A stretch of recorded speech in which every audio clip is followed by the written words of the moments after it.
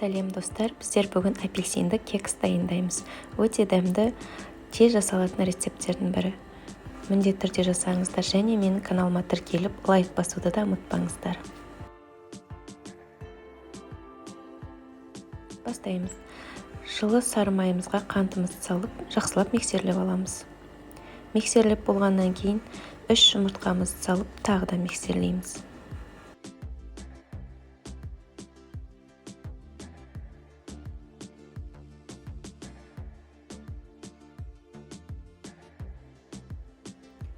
Одан кейін бір апельсин шырынын, цедрасын, яғни қабығын, одан кейін ұнымызға қопсытқышымызды салып, оны массаға салып, тағы да миксерлейміз.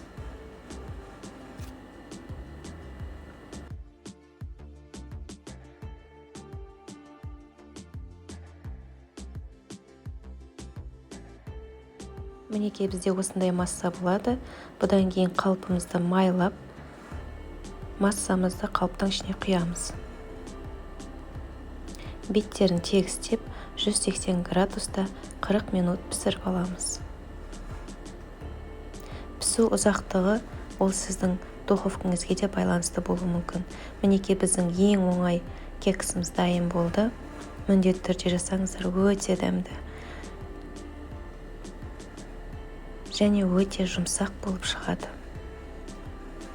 Каналыма тіркелуді, лайк басуды ұмытпаңыздар. Сіздермен болған Ақмарал, астарыңыз дәмді болсын.